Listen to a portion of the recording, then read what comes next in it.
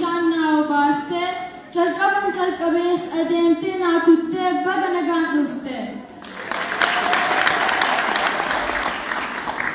Innaan humni qabuus Oromoo jirtu jedhee ofiifis gammadee namas gammachiisee egaa maalan godhaa giddiitu na qabee simbiraa ciise.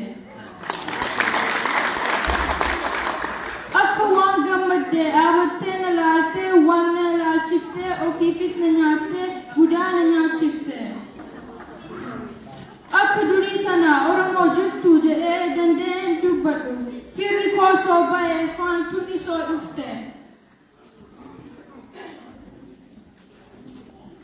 Meena dhaggeeffadhaatti namshiin dubbadha ammuman danda'e. Otoo gogaan latee muka silkii lataa, otoo du'aan galee caaluun nuu galaa. Du'aan eessaa galaa saatiin na fudhi bismaan na furta'a.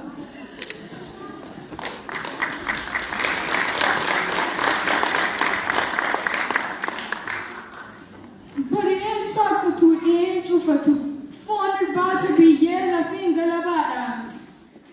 Namsiin waaqa geessee Hacaaluu hundeessaa, leencaan bokeessaa.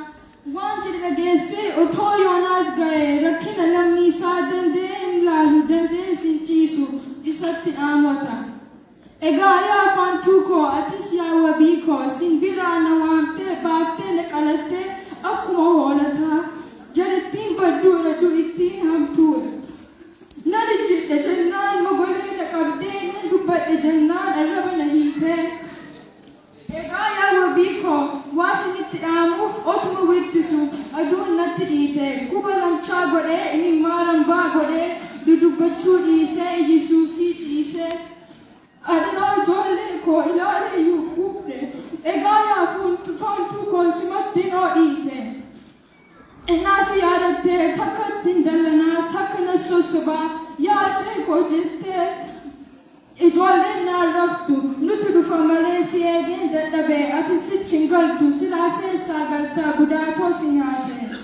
Yaa abbaa wabii koo maalumaan balleesse itoo nan himatiin mana narraa baate. Ennaa alaa galtuus ijaan hin boocha waan koo dubbatta amma waggaa meeqaa gurraacha uffatta.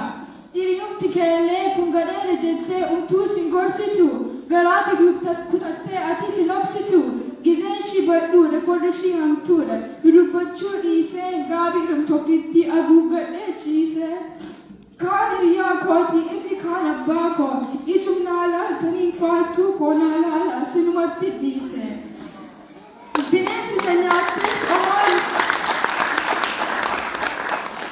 Bineensi na nyaattees omaa yusuu didee ammayyuu qalataa omaa kuufuu didee. Kaan hidhaatti dhumee kaan hojjaa gadhiisee oolmaa gad kaatu maaloo baqatanii bineensa halkan dhiisee guyyaa nama nyaatu.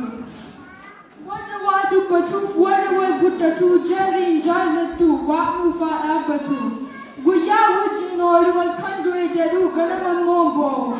Oo dubbataa soolee kanarra maal gooti? Hachee kooyyuu dhabne kanumaan sodaanne leenca warra mootii. Egaa yaachee koo dadhabne jedhanii waliin gargaaranii atafe jedhanii of hin awwaalanii. Amma num dubbataa namni foon uffatu gumaan keen badii waaqni haa dubbatu. Faantuu keenya tokkitti